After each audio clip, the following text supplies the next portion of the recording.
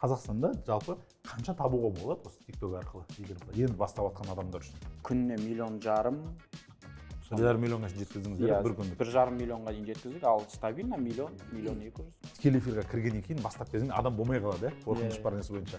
Сіз осыны айтыңызшы, эфир барысында қалай адамды көбейтеміз, қандай жолдары бар? Көп комментарий жаса, көп поделиться баса, стримнің өзі рекомендацияға шығады. Енді ақылы жолы. Енді ақылы жолы, қазір енді айтсам көп адам біліп қойын деп тұр. Айтпасаңыз да болады. Айтайық енді. Көбісі білмейді. Практически даже 99% қазақстандықтар TikTokта стримді таргет жіберуге болатынын білмейді. Несібел мырза керек емес болды, жібере берейін. Айтып қойдыңыз, болды қойыңыз. Ауылда қой сататындарды қарап жүрмін, меніңше қойлар жаманғат өтеді екен. Стримда ма? Стримда. Қойды егер қойын жақсы болатын болсын. Жаңа алдында бір кісіні көрдім, қаз айналдырып жатыр ғой. Иә, 500 адам отыр. Стримда ма? Уже заказ алмайды ана кісі. Номер беріңізші, қайға төлейік дейді да. Сен сатып жатқан өніміңнің, жаңа продуктының фанаты болу керексің, эксперті болу керексің. Сен сол жайлы көп әңгіме айтуды үйрену керек. Ассалаумағалейкум, құрметті көрермендер, қош келдіңіздер. Мінекей біздің кезекті YouTube-тағы шығарылымыз TikTok бойынша, TikTok-тағы ванхундар бойынша, TikTok арқылы миллиондар табу бойынша. Кезекті шығарылым бүгін бізде қонақта екі мырза, постоянно ешқашан осы эфирден шықпайтын Несібел мырза. Қош келдіңіз, Несібел мырза. Бұл кісіні білесіздер, TikTok мастер дейміз бұл кісіні. Яғни TikTok-тың шынымен настройкалар бойынша, рекке шығару бойынша, эфир жасау бойынша мастер. Және бүгін бізде алғаш рет қонақта Қазақстандағы атақты ванхун Елдар мырза. Бұл азамат бізде біздің эфирларымызды, ойыншықтарымызды тікелей эфирде TikTok арқылы сатады, тәжірибелі маман. Қош келдіңіз, Елдар мырза. Ассалаумағалейкум. Бізде бұл жерде кішігірім несін айтып кетейін. Бұл жерде біз еркін отырамыз, өзіміздің тәжірибемізбен, TikTok арқылы TikTokта отқан жаңалықтармен, сондай тақырыпта бөлісіп отырамыз. Сондықтан еркін болыңыз, ашыла беріңіз. Ешқандай не жоқ, ойыңыздағын бәрін айта беріңіз. Қалайсыз, Несібел мырза, сізден бастайық. Өткендегі эфирден кейін қалай? Халық біраз жазып жатыр, көрдіңіз бе комментарийларды? Комментарийларды көрдім. Және бір байқаған нәрсе, ванхундарды көп сұрап жатыр. Жаңа кәсіпкерлер жазады, ванхун таныстар бар ма, номерларын берші, мен заттарымды сатып берсінші деп. Даже кейбіреулер айтады, олар басқа қалада, сен басқа қалада десем, товар жібереміз, TikTok-тың логин паролін беремін, сатып берсін деген сияқты әңгіме. Прям адамдар кәсіпкерлерге сол нәрсе керек екен көрініп тұр. Өте қатты. Жалпы битиге ең бірінші ванхун деген сөзге бір анықтама беріп кетейін. Өйткені түсініп жатқандар кеше бір күн жазып жіберді, ана ванхаун ба бірдеңе сіз айтасыз ғой эфирде деген сияқты. Ван деймін ба бірдеңе дейді, ана түсінбеген ғой несі бойынша. Ванхун деген негізі Қытайдың сөзі, ол несі бойынша ол интернет жұлдыз деген сөзден не? Ванхун ғой негізі. Аңмен айтылады негізі. Көбінесе мен сол Қытай жақтан келген достарымыз үнемі түзеп отырады да. Ванхун деп айтшы депші. Біз ары орысша ванхунды берем қойғанбыз ғой. Ол интернет жұлдыз деген сөз, яғни біздегі блогерлар ғой негізі. Қытайдың блогерлары. Олар сол тікелей эфир арқылы табыс табады. Қазіргі таңда Қытайдағы танымал тіпті жұлдыздар барлық өздерін ванхун деп өздерін санайды. Сондықтан бұл осы айтқан кезде сол блогерлар Қытайдың. Олар қазір негізі Қытайда өте қатты осылай кең ауқымда дамып, Қытайдың экономикасына тіпті әсер етіп жатыр да. Енді Елдар мырза, сіз өзіңіз Қазақстандағы ванхунсыз. Жалпы қалай келдіңіз, бұл тікелей эфирге қалай шығып кеттіңіз? Осы жайлы айтып берсеңіз бір оқиғаңыз. Енді мен де қарап отырмын қазір. Бізде осы Қытайдан қарап ванхун деген нәрсені үйрендік қой негізінен. Оларда қазір жұлдыздар мен ванхунмын деп мақтанады да, керісінше. Ол жақтан ванхун болу, мақтаныш сата алу тікелей эфирде. Яғни былайша айтқанда ол да бір өнер ғой. Ал бізде қазір мен қарап отырмын, тікелей эфирде сату бір ұят сияқты көрінеді адамдарға ше. Мен енді қалай келдім дегенде барлығының бір жаңа сфераға кірудегі бір жолы ол ақша керектіктен кіреді ғой, былайша айтқанда ше. Мен де сол қарызданып өйтіп жүрдім да. Сонымен аяқ асты жаңағы досым маған ұсынып, сол арқылы аяқ асты ванхун болып кеттік. Досыңыз не ұсынды? Нақтырақ осы жерде. Сосын осындай жаңағы эфир арқылы товар сатамыз деді. Мен басында түсінген жоқпын, бірақ барып, көріп, жаңағы ол жерде уже сол Қытайдан келген, үйретілген адамдардың бір өздерінің командасы болды. Соларды көру арқылы уже түсіне бастады. Ненің не екен, ванхун деген не екен. Ол базарда болды, е? Базарда болды, кәдімгідей базардан алып сататын кісілер. Кәсіпкерлер өздері сондай бір не жасап қойған, ванхундар командасын жасап қойған. Сіз сол жерге жұмысқа кірдіңіз. Сол жерге жұмысқа кірдік. Осы жайлы толығырақ айтып берсеңіз. Не саттыңыз? Бізде ол жерде бытовой заттар саттық, яғни блендер, соковыжималка, миксер, пылесос. Енді әйелдердің неге қызығады, былайша айтқанда осы сезонға қарай кондерға дейін саттық қой. Енді ол жерде эфирға жалпы үйге керекті заттардың барлығын кіргізе беруге болады. Холодильник, қазір моющий пылесос, барлығын кіргізе беруге болады. Соның барлығын TikTokта тікелей эфир арқылы сатып отырдыңыздар несі бойынша. Сол жерде сатып отырдыңыздар. И күндік обороттарыңыз қанша болды сол жерде? Бізде ең жақсы сатқан кездерде күніне 1,5 миллион. 1,5 миллионға шейін жеткіздіңіздер бір күндік. 1,5 миллионға дейін жеткіздік, ал стабильно миллион, 1,200,000, миллион төңірегінде. Яғни Қазақстанда күніне миллионнан жоғары табыс тауып отыр, ол реально негізі мүмкін негізі. Оңай деуге болады. Миллион жарым деген ол андай максимально бір болады ғой, планка қойып береді, мотивация қойып береді деген сияқты. Сол кезде барың салсаң 1,5 миллион. Бұлай миллион деген ол на расслабоне жүріп әшейін тұрақтылықтың арқасы, күнделікті бір тұрақты эфирге шығып отырудың арқасы. Өйткені ол жерде бізде уже тұрақты клиенттер болады, тұрақты аудитория, сен оған үйрене бастайсың, олар сен тани бастайды, не айту керек, не айтпау керек. Сенде күнделікті уже андай көкелеріміз бар, ауылда отырған ақшалары бар. Анан көке деп бір мақтап жүресің, бізде Бердібай көкеміз бар деген сияқты. Мынау деп мақтап айтып жүрсең, күнде бір зат алып отыратын көкелеріміз бар. Сонымен ақ миллион шығаруға болады. Енді қараңыз, біріншіден Қазақстанда миллион табуға, күніне оборот жасауға ешқандай проблема емес екенін көріп отырмыз. Қанша уақытта жеттіңіздер осы? Басында бірінші кірген кезде қанша болды? Қай уақыттан бастап көтерілдіңіздер? Қай уақытта уже осы 1,5 миллионға шейін жете алдыңыздар? Неше айда бастағаннан бастап? Өйткені мына жерде қазір қандай да көріп отқандар бар, ютубты көреді да жаңағыдай сенбейді. Ойбай, не айтып отырсыңдар, не әңгіме айтып отырсыңдар, не ертегі айтып отырсыңдар дейді мысалы. Маған да енді басында ертегі сияқты көрінген. Қалай ол стрим арқылы сату деген сияқты түсініксіз болды. Вообще бір жаңа нәрсеге кірдік қой. Енді қазіргі мынау біз түсіріп жатқан нәрсені көрген кісілер өте бақытты деп ойлаймын негізі. Өйткені біз кірген кезде көретін, үйренетін ештеңе болған жоқ. Бізде жанымызда жаңа Қытайдан үйреніп келген кісілер болды. Менің өзіміздің мысалы жаңа командамызда осыған дейін жинаған бір сату бойынша опыттарымыз болды. Соны қостық та әйтеуір бірдеңе шығардық қой былайша айтқанда. Енді басында кіргенде біз 200,000, 300,000 теңге істеп жүрдік. Бір күн ол дегеніміз азанғы 10-нан мысалы кешке дейін 12-ге дейін отырамыз. Сондағы 300,000 теңге. Яғни таңертеңнен бастап сағат нешеден? 10-нан түнгі 12-ге дейін. Таңертең 10-нан түнгі 12-ге дейін отырасыздар. Кейде жақсы кетіп жатса 1-ге дейін отыра бересің.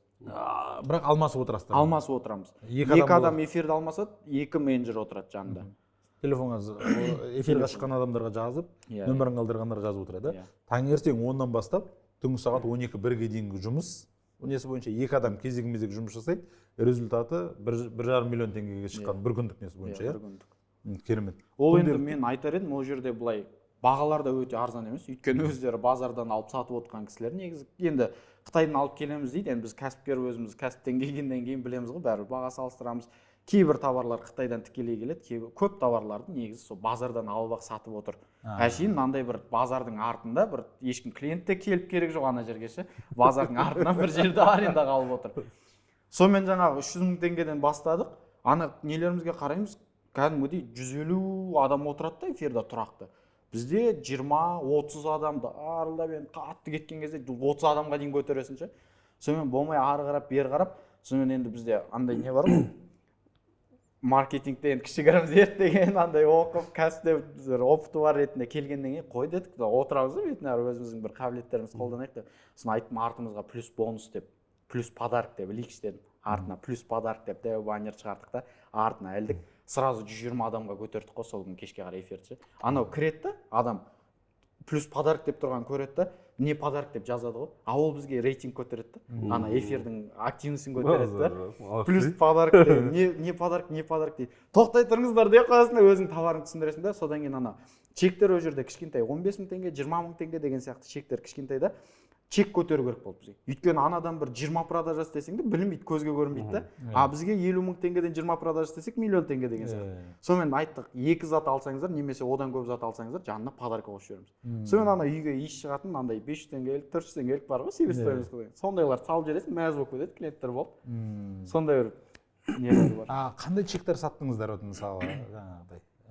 Бағалары қаншадан болды деймін заттардың ше? Енді бағалары негізі 2,000 теңгеден басталып 150-200-ге дейін кете береді негізі. 200,000-ға шейін саттыңыздар, тауарлар сондай заттарды. Сондай. Ол жерде әртүрлі, өйткені біз соңында есірген Деоның бір холодильнигі ешкім көрмей сондайға дейін әкеліп сатып көрдік қой.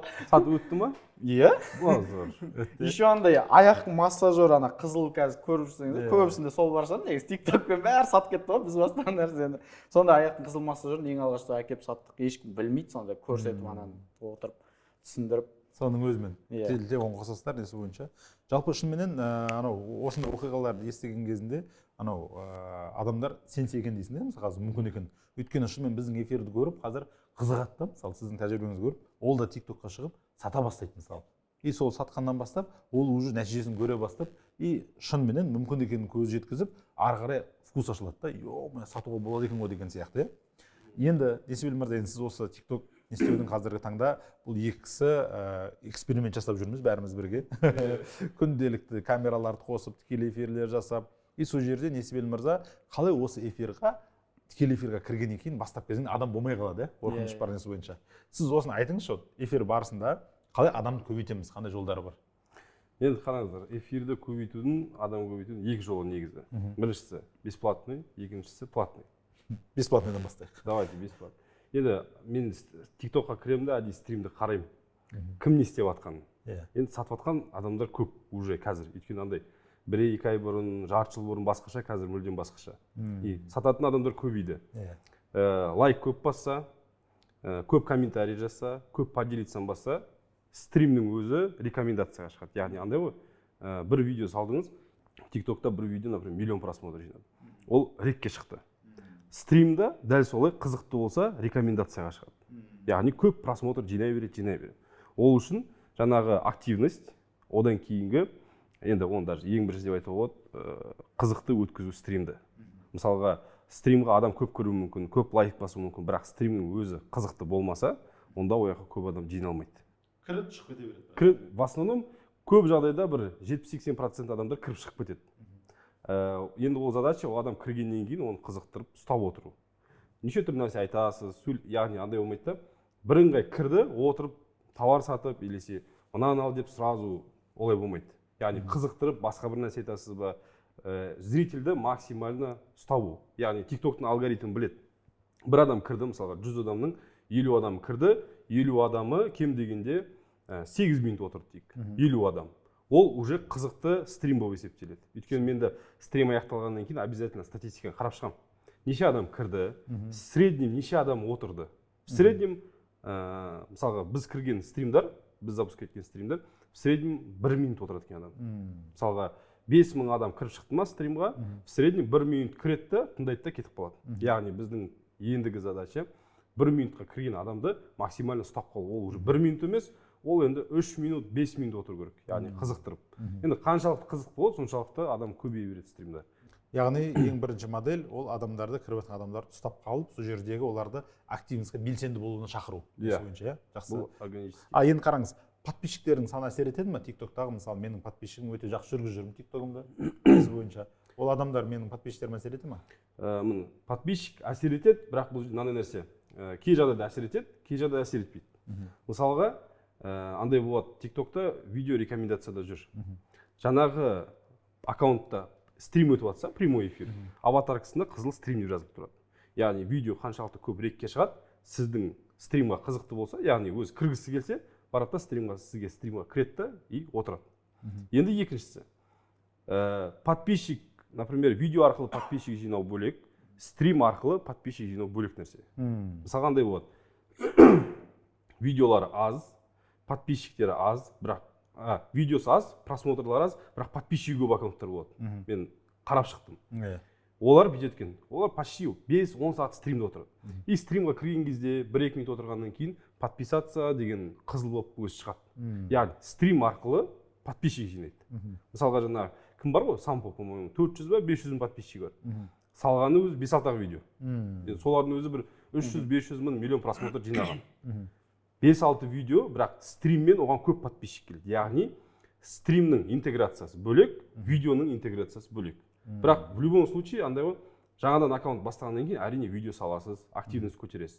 Бірақ аудиторияны стримға көп өткізу үшін, стрим арқылы көп подписчик жинау үшін контенттен бөлек стримді қызық өткізу керек. Мысалға бізде стримерлардың популярный стримдарын бүйтіп қарап шығамын, тоже 1000 адам, 600 адам, 2,5 мың адам отыратын стримерлар бар. Енді жаңағындай шашын қияды, бетін бояйды, там неше түрлі нәрсе жасап. Адамдарға енді ерсі нәрсе жасап. Жақсы. Бұл тегін жолы өзі бойынша. Бұл тегін жолы, иә. Енді ақылы жолы. Енді ақылы жолы, қазір енді айтсам көп адам біліп қояйын деп тұр. Айтпайсыз. Айтпасаңыз да болады. Айтайық енді. Андай нәрсе ғой. Ол продвижениені, по-моему, 1-2 ай бұрын ба, 2-3 ай бұрын мен көрдім, короче. Біз мысалға, осы помните, бір жарты жыл бұрын ба, таргет, TikTok таргет деген прям көбейіп кетті да. Сосын мен ойладым, TikTok уже таргет қосқан ба дедім. А на самом деле ол таргеттар шетелдің аккаунтын сатып аламыз. Там Малайзия, Сингапур, Индонезия аккаунт, бизнес-центрін сатып аламыз, TikToктың. Facebook сияқты ADS менеджер. Сосын сол арқылы Қазақстанға таргет жібереміз. Бірақ ресми түрде Қазақстанда таргет реклама жоқ. Еді. Енді одан кейін көшеде жаңа дос балам екеуміз тұрғанбыз. И TikTokты жаңа бір нәрсесін көрсетші деп бүйтіп басып қарасам, продвижение деген кнопка тұр. Сосын мен айтам, мынаны қара дедім да бастым. И ішіне қарасам, біздің қазақстанский аккаунттарға уже продвижение таргет қосылыпты. Сосын мен айтам, мынауың күшті екен дедім да, қоя салдық та, и кешке үйге барған соң асықпай таргетте не бар екен деп қарап шықтым. Стрим бар, короче. Стримді таргетке жіберуге болады. Ресми түрде Қазақстанда ол бар. Мысалға, қаншама адамдар стрим жүргізіп жатыр ғой. Мен көремін әдейі. Адамдар қалай резко өскен кезде, значит, стрим таргет қосылды деген сөз. Оларда в основном бір отметкада тұрады. Көбісі білмейді. Практически даже 99% қазақстандықтар TikTokта стримді таргет жіберуге болатынын білмейді. Еще арзанғыз бізде. Еще арзанға. Енді қазір ешкім білмей тұрғанда арзан болады. Енді в любом случае уақыт өткен кезде ол қымбаттайды. Сосын бардым да дос баласынан давай кел. Екеуміз барып кафеге барып стримді таргетке жібердік. Там 3800 теңге салдым есімде. И в моменте 350 адамға дейін маған стримға адам кірді. Сосын адамдар кіреді, просто кіреді да, не жазарын білмейді, не болып жатыр братан, бір нәрсе деп жазады да, шығып кетеді. Бірақ, по-моему, бір 2000 адам кіріп шығыпты мен стриміма. Сосын мен, хорошо, күшті дедім. Одан кейін стримді, енді айтуға бола ма, стримді видео арқылы продвигать ететін функция таргеттің ішінде бар екен. Ол енді былайша айтқан кезде, егер стрим өткіземін дейтін адамдар болса, ол самый такой смачный, мощный нәрсе. Самый мощный инструмент деп айтуға болады. Продвигать стрим с помощью видео. Яғни сіз видео түсіресіз, видео арқылы өзіңіздің стримға шақырасыз. Несібелі мырза керек емес болды, жібере берейін. Айтып қойдыңыз болды, құпияңыздың бәрін айттыңыз болды, рахмет деп. Қайта беріңіз деп. Екінші жолы осындай платный жолдары бар, яғни қазір таргет. Бірақ ол көбісі әлі оны біле бермейді. Оның настройкасы бар, өзің айтқанда бір-екі құпиялары бар. Оны Несібелі мырза біледі, и оны көбінесе ол курста ғана айтады. Енді маған қызық болып тұрғанда, қараңыздар, қазір Қазақстан нарығында шынымен осындай стримерлар, ванхондар көбейіп жатыр. Келевер арқылы сататындар. Күнде кешке жақын, күндіз болсын, дәл қазір кіріп, неге кірекші жайды, мысалы, TikTokқа кіріп, лайф дегенді басатын болсақ, ана жерде қырғын продажа, сату, көлік сатылып жатыр, жаңа үйлер сатылып жатыр, не сатылып жатыр, ет сатылып жатыр, фрукты. Яғни қарасаң, тек қана Алматы емес, Астана емес, үлкен қалалар емес, өңірлерде отырып сатып жатыр да. И соған қарайсың, мысалы таңғаласың. Қазақстанда жалпы қанша табуға болады осы TikTok арқылы, енді бастап жатқан адамдар үшін? Стриммен продажа жасағандардың арасында ма? Енді бұл андай ғой, мысалға мына Эльдар мырзанікі ол жаңа профессия. Мысалға үлкен енді алпауыт мемлекеттерде бір болып жатқан өзгеріс, кешігіп біздің Қазақстанға келеді. Всегда солай. Даже хитовый өлеңдердің өзі солай. Америкада хит болады, одан кейін ол бізге өтеді деген сияқты. Енді қазір қарап отырсақ, мысал ретінде 90 жылдары кім мұнаймен айналысты, кім газбен айналысты, солар олигарх болды. Дұрыс па? Енді ол нәрсе былай 180 градусқа өзгеріп кетті. Қытайда қазір болып жатқан случайлар бір күнде бәленбай миллиард долларға тауар сатып, яғни бұрынғы кәсіпкерлер сияқты 10 жылда бизнесте жүріп, ақша табу емес, бір күнде доллары миллионер болып кету деген. Жаңадан кіргендермен бұрынғы акулалардың деңгейі бір болып қалды ғой қазір TikTokта. Иә, дәл солай болып қалды да, қазіргі жастарға әсіресе, мысалы бұрын менен неше жыл, 12 жыл деген бизнестегі тәжірибем бар ғой. Мен енді бизнес бастаған кезде, мысалы бизнес ашу үшін андай еді. Баратынбыз, ақшамды жинаймыз, туыстардан жинайсың, өзің қарыз аласың, өйтесің, бүйтесің. Түркияға барамыз, немесе Қытай жаққа баратынбыз да. сөйтіп ана жақтан бар товар аламыз жаңағы. Сөйтіп товарды алып келеміз, Қазақстанға логистикасын жолын төлейміз, ол кешігіп келеді, біраз уақыттан кейін Қазақстанға келіп бутик ашатынбыз жаңағы. Бутикті арендаға аласың, ол бутиктің алдында әлі көнбейді, оның бәрін дұрыстап ілесің жаңағы, суық жерде тұрасың жаңағы. Сауда дәл сондай болатын. Яғни сен ақша саласың, алып келесің. Қазір табыс табу енді қиын еді кәсіпкерлердікі. Қазір вообще рахат болып қалды ғой деймін да. TikTokта отырасың. Қазір аккаунт ашасың, бутигің сол сенің. Әдемілі бөлмеңді кішкене дұрыстап қой да, светіңді қой да, сөйтіп ұр деймін да, картоп жара бер ары қарайшы. Ең қызығы қазір уже тауарын берем деген кәсіпкерлер де көбейіп кетті. Жаңағы мысалыңызды айтыңызшы. Маған дайректке кәдімгідей анда сторис салдық қой.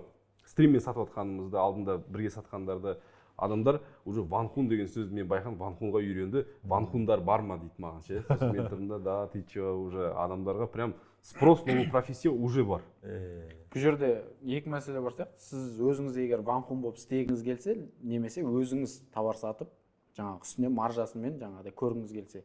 Егер ванхун болып істеймін десе, мен мысалы кеше ғана бір танысыммен сөйлестім. Қазір аптасына 120 мың төлеп отыр. Ванхун жігіт та. Аптасына 120 мың төлеп отыр. Яғни күнде 20 мың теңгеден төлеп отыр. Енді жаңағы бір пастель сататын танысы, тоже бизнесмен кісі айтыпты. Сен ана жақта қанша алып жатсың? Аптасына 120 мың. Сен маған келсейші, мен саған 120 мыңнан көп төлеймін деген ғой. Тек менің пастелімді жүргізіп берші деген ғой, пастелімді сатып берші деген ғой. Енді ойлай беріңіздер қазір. Өздеріңіздің қолдарыңыздан келсе үйреніп алсаңыздар, ванхун тапшы мамандық. Ал егер былай өздеріңіз егер товарға қосып сатам десеңіздер, мысалы жаңағы кісілер, мен айтқан кісілер базардан алып сатып отыр ғой.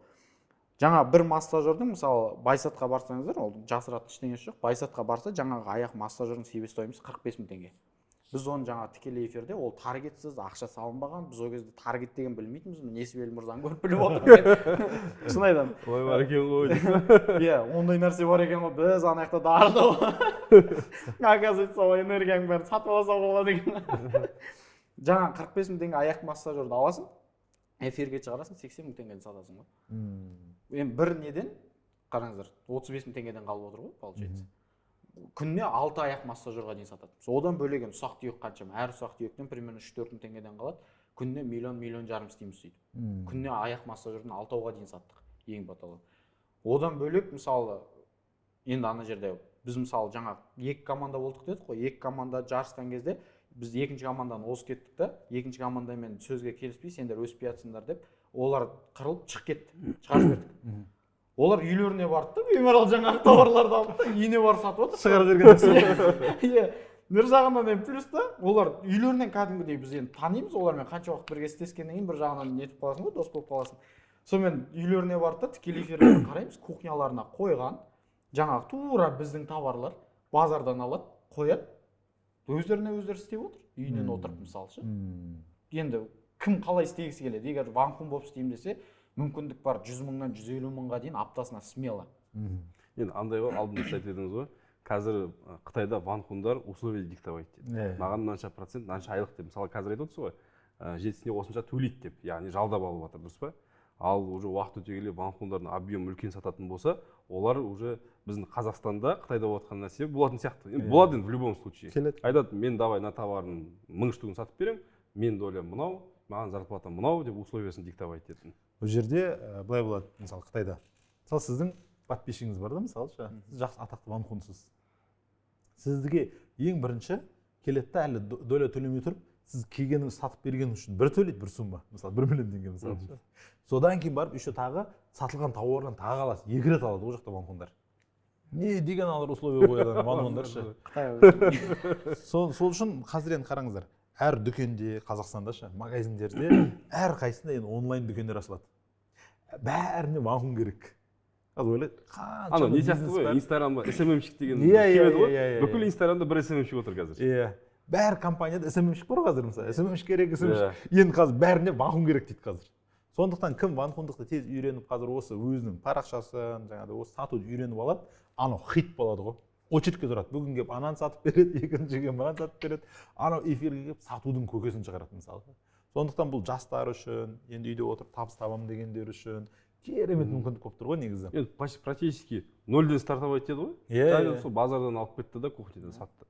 Үйде отырып та сата беруге болады. Қатты көп вложение керек емес қой. Бір штук товардан әр модельден бір-бірден алсаңыз, уже 200-300 мың теңгемен нормально артыңызға уже фон жасап алсаңыз болады ғой.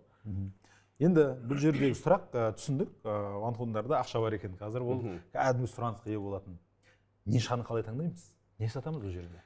Не сатқан дұрыс? Осы сұрақты сөйлесіп көрейікші осы мәселе. Жаңа міне алдында да адамдар айтып отыр. Мысалға бір ванхун ол тұрып неше түрлі товар сатқан, ол дұрыс емес. Типа не сияқты ғой, біздің блогерлар барады да, бір белгілі бір контент жүргізеді, развлекательный, пранк там и так далее. Тура сол сияқты ванхун, яғни бір категорияны ұстайды. Например, ол кісі там женская одежда дейді, мысалға, там стиль, образ там и так далее, сол жайлы контент жүргізеді, подписчигі атақты болады и сол өзінің товарын сатады. Мысалы не сияқты ғой, мен шығып караоке микрофон сатсам, ешкім алмайды, Қайрат Нұртас шығып сатса бәрі алады деген сияқты. Екеуміз бірдей нәрсе сатып жатыр, бірдей жерде, екі түрлі адам. Тура сол сияқты ол адам жаңағы помадный король сияқты қанша 35 миллион подписчигі бар тиктогында жаңағы кісінің. Яғни ол кісі белгілі бір деңгейде, белгілі бір нишада контент жүргізу керек. Өзін таныстырды сол жерге. Таныстыру керек.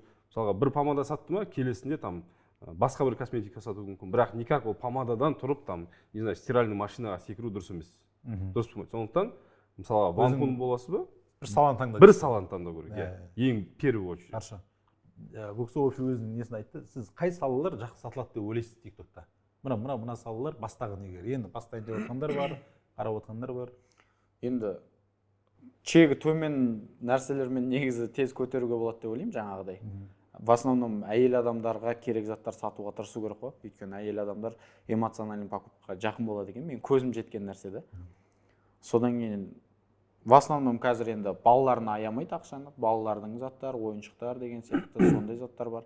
Негізінен енді менің ойымша өзіңіз қай салада эксперт, содан сатқан дұрыс деп ойлаймын. Соған жақындау. Иә, соған жақындау. Себебі қазір андай ғой, халықта бір көп информацияларға, нелерге аш қой. Қазір курстарды ала береді деген сияқты. Мысалы біз алдында тест жасағанда да жаңа балалардың тілін шығаратын ойыншықтар ғой, былайша айтқанда қазақи тәлім-тәрбие беретін деген сияқты. Жаңа бала. Сол ойыншықтардың өзін тест жасаған кезде мысалы біз кішігірім ғана бір информация аштық, айттық ана жерде, былай қарап тұрсаңыз, бірмен мысалы 1 жасқа дейін 10-15 сөз сөйлеу керек, 2 жастан уже бір 300 сөз сөйлеу керек, одан кейін уже бала таза ойын жеткізу керек. Оған керек мысалы қорқып қалған, неден қорқады, барлығын кішігірім ғана бір информация айттық, онымен адам деген кәдімгі активность өсіп кеткен ғой ана жерде. Адамдар керек та ана жерде информация. Қазір мысалы тиктокта құр уақытын өткізгенше бір пайдалы өткізуге болады да сондай бір қай саладан экспертсіз, сол саланы көтеріп алуға болады деп ойлаймын. Тек тиктокта менің байқағаным ең маңызды бірінші нәрсе ол тұрақтылық қой.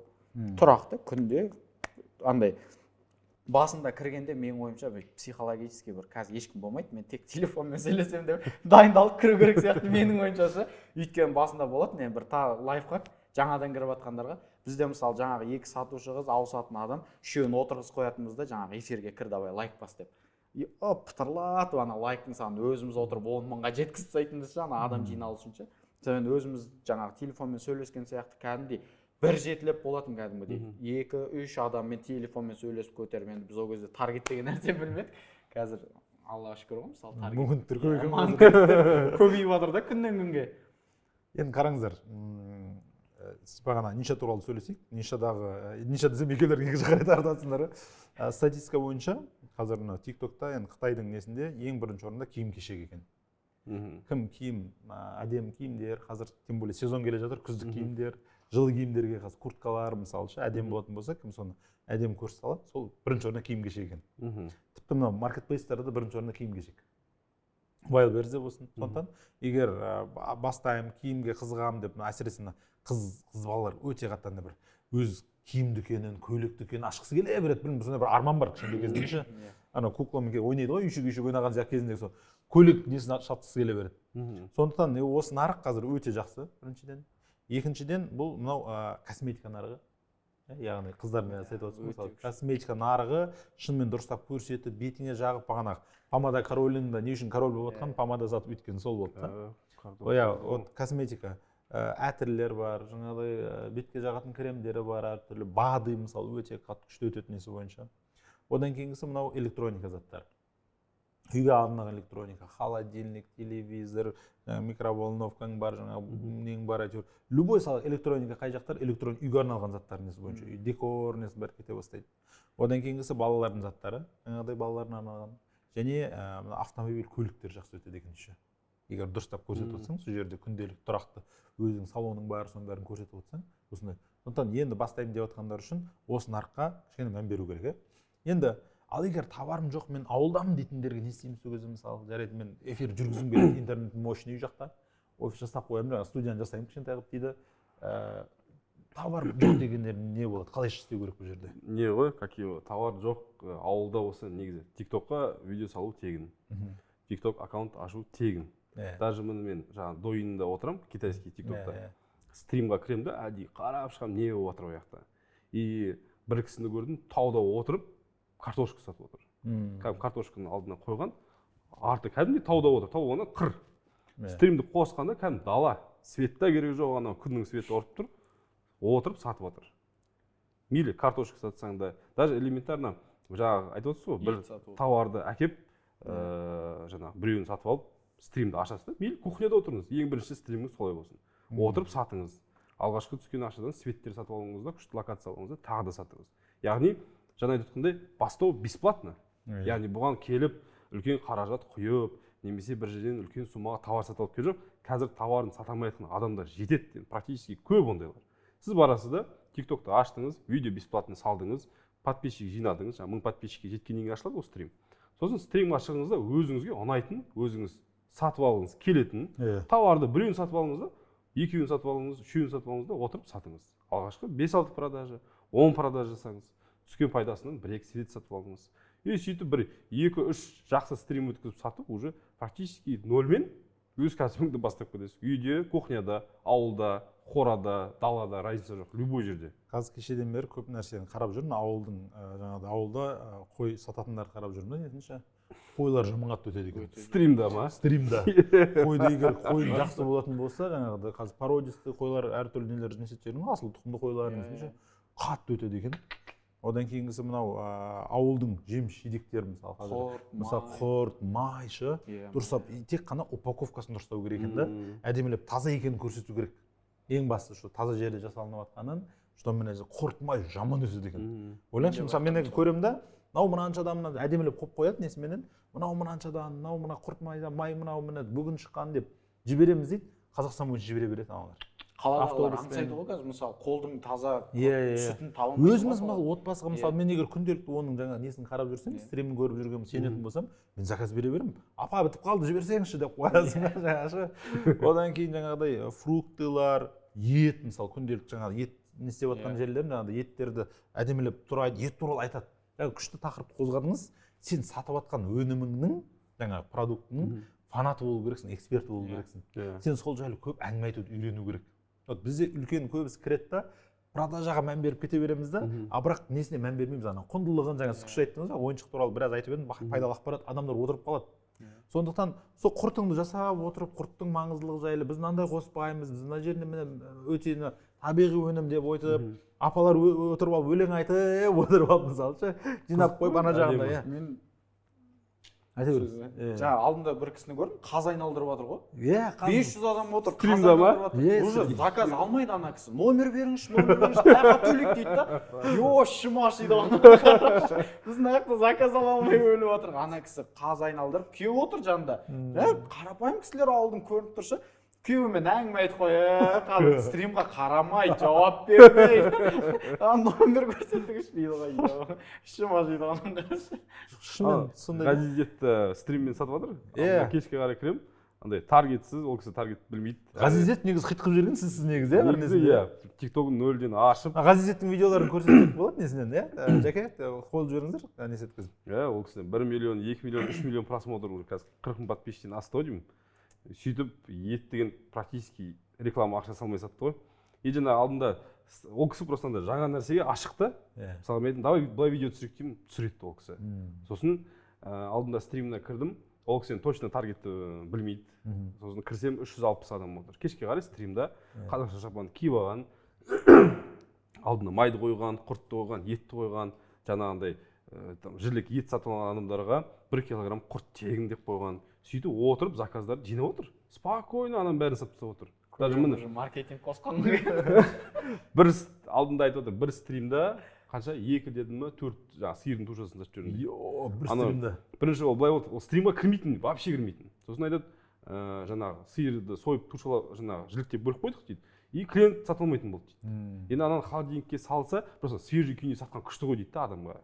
Холодильникке салып қайтып сатуға болатын еді. Сосын тұрдым дейді да, давай стримді ашшы, мен қазір кірейін эфирға деп айттым дейді жаңағы жолдасым.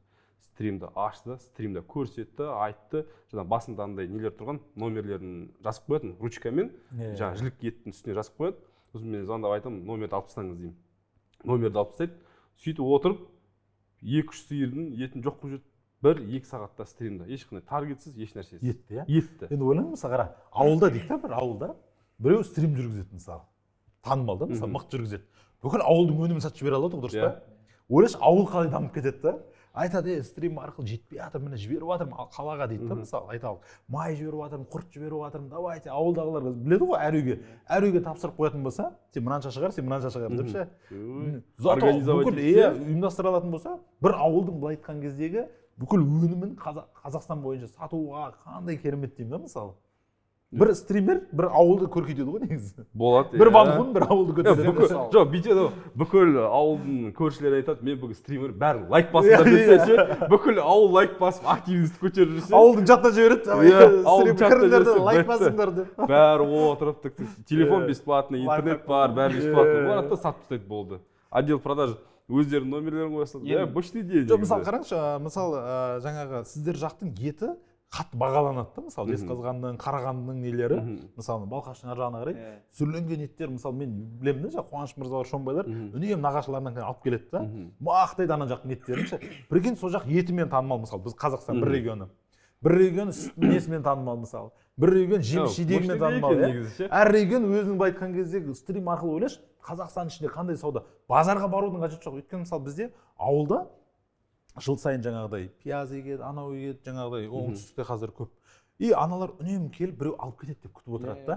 Клиент табылмай жүреді, келеді да үлкен КамАЗдар арзан баған жерге ұрады да, алып кетеді да, мына жаққа келіп үстіне жақсы маржа қойып, базарға келіп сатып, байғұс егіншіде отырған, егін егіп отырған не ең көп зиян шегетін сол да. Не қанша еңбек сода, бейнеттің бәрі сода, аз ақшамен отыр да. Уақыт өтіп кетсе, табысы да аз, иә. И одан кейін ананың вообще табыс жоқ байғұста. Сондықтан мен ойлаймын да, ол ауылда отырып бір стример, мысалы, бір тілі бар біреуді шығарып алып, інілерін ұрып болсын шығарып, стрим сат осылар тегіз мысалы да. Зато бүкіл ауыл нені көреді ғой жерден. Пайдасын көреді да. Рас. Тікелей ауыл поляның басынан. Иә, поляның басынан аласың ғой. Міне ауылдықлар көретін болса, кәсіпкерлер біреуді тауып алыңдар. Ауылда бір адам табылар сөйлейтін. Үйде отырып сөйлейді. Ақшамен сөйлесін енді. Сөйлей шешем болады дейді да, басында ол ұялады, қысылады. Бірақ күнделікті ана шыға беретін болса, Елдар мырза сияқты сөйлеп кетеді. Бәріміз сондай болды басында. Елдар мырза сияқты сөйлеп, күнде зато бір ауыл ойлашы, күн сайын егер ауылда мысалы 2-3 миллионнан айланып тұратын болса, мысалы, ауылдың жағдайы жақсарады ғой. Айналады неге смело. Иә, мысалы, автобус күн сайын жүріп жатыр. Жіберіңдер жан жаққа қарай мысалы да, көмектесіп, бір ұйымдастырылса, бір ұжым болып несі бойынша. Или даже міне мынандай идея. Ауылда тұратын адамдар тыңдап алыңыздар. TikTok ашасыздар, видео салып подписчик жинайсыздар, стримді қосып қойыңыздар, мейлі бір күнде 5-6 адам стримді өткізсін ауысып. Кез келген адам кіріп өткізе берсін. Как онлайн базар сияқты. Задан бір адамға байланбай. Иә. Азынан кезек-мезек, иә? Иә, стрим телефон осылай. Бағана сіздер сияқты таңертең 10-дан бастайды, түнгі 12-ге шейін кезек-мезек ауысып өткізе берсін. Иә. Стрим тоқтамайды. Күнде несі өтпей жатыр, бүгін менің шөбім өтпей жатса, поляның басын алып кетемін. Шөбін сатам деген сияқты ғой. Иә. Енді әр өңір өзінің айтқан кезде өніммен ерекше ғой. Мысалы да, сондықтан мен ауылда жеміс-жидек, құрт, май, не бар, бәрі бар ғой, ет дейсің ба, иә? Қалаға сол жетіспейді халықтарға. Тазасын алғысы келеді. А сен мына жерде стримде соны көрсетіп отыр таза екеніне. Болды, жарасың ғой мысалы. Қандай керемет. Мощный идея. Сондықтан құрметті көрермендер, осындай идеяларды пайдалану керек. Қазіргі жаңа заманның мүмкіндіктерін осындай технологиялар осылай пайдалану керек деп санаймын да. Енді оны істесең де болады, істемесең, ертең оны біреу жасайды ертелі кеш. Бірақ сен сол кезде уже қалып қаласың. Кеш болады. Қазір лид арзан, эфирларға адам кіргізу жеңіл, таргет арзан. Мысалы, рахат болып тұр, қазір тез кім бастап кетеді? Вот солар мен ойлаймын, қазір картоп жарады. Негіз, келсеміз оған. Иә, бәрібір болашақ сояқта ғой, бәрібір ешкім уже үйінен шықпай заказ беретін болады, үйлерінен таза жаңағы интернеттен заказ беретін болады. Қанша анау бізге де мысалы қазір таксисттер жүрді ғой, ой қайда барады не. Мысалы қазір скоро ана водительсіз жүретін машина келеді, болды, таксист деген мамандық жоқ деген сияқты. Бәрібір аяғында мынандай да қазір бірінші Қытайда мынандай болған, бірінші сауда күшейген, сауданы осылай күшейткен да, сауда күшейгеннен кейін автоматты түрде логистика күшейеді. Уже жеткізіп беретіндер шығады арасынан. Мен апарып беремін, өйткені логистикасына қосымша төлейді ғой, мысалы, не істеген үшін, жеткізген үшін, жол үшін. Сөйтіп жол тасымал, итак, Қазақстанның бәрі таксистер көп. Бәрі любой ауылда машина шығады. Солар еще оларға жұмыс пайда болады. Жеткізіп беру, логистика, аудан орталықтарына жібереді, барады, салып жібереді анаған заказ бойынша. Бір күн жиналып, бір машина салып жүреді, рахат емес пе? Күн сайын жіберіліп отырады да, ауылдан қаншама не кетіп жатады да. Сондықтан осындай керемет. Күшті эфир болды, негізі өзім ұнады. Иә, мүмкіндіктерді қосылсақ осындай бір идеялар шығып, әр эфир сайын бір идея айтып отырсақ болады екен. Давайте бір қорытындылап жіберейік. Өзіңіз не түйдіңіз, не ой келді, не айтасыз оқырмандар? Жаңа Эльдар мырза айтқандай, анау қазір эфир басталды. Жаңа сіз айттыңыз ғой, маған біреулер күлетін деп, бұрын блогерларға да біз күлдік, сайық мазақ деп, бірақ солардан бай адам жоқ қой қазір. Тура сол сияқты стрим, ванхун деген ол новый нәрсе, жаңа нәрсе. Ол жаңа нәрсе, хочешь не хочешь, ол бәрібір енетін нәрсе қоғамға. Сондықтан ең бірінші болып соны бастаған дұрыс, тармай істетпей. Керемет. Мен айтар едім, енді дәл қазір бір андай мүмкіндік болып тұрған сияқты. Ана бұрынғы акулалармен теңесіп тұрған кезде бір ілесіп, солармен жарып кетсеңіздер, Алла қаласа болашақ сол жақта сияқты. Өйткені өзім істеп, көріп, көз жеткізіп отырмын. Сол тезірек ойланбай. Қай жақтың баласыз негізі? Мен өзім осы Алматы облысы Шелек деген ауыл. Шелектенсіз, сіз? Жезқазған. Жезқазған. Әркімнің өзі мысалы Шелектің нелері, алмалары, мінелеріңіз мықты, дұрыс па? Несі бойынша? Сіз Жезқазған жағы еттеріңіз мықты, тағы не бар сіздерде? Руда бар. Руданы сатпаймыз. Сатпайсыздар, табиғи алып қойғаны жон. Оның иелері бар, оның несі бойынша. Еттеріңіз бойынша білем әйтеуір сіздер жақ несі бойынша. Мысалы мен оңтүстігіміздің жеміс-жидек жаңағыдай ауыл шаруашылығына арналған нәрселер өте көп та. Сондықтан осыны пайдалану керек.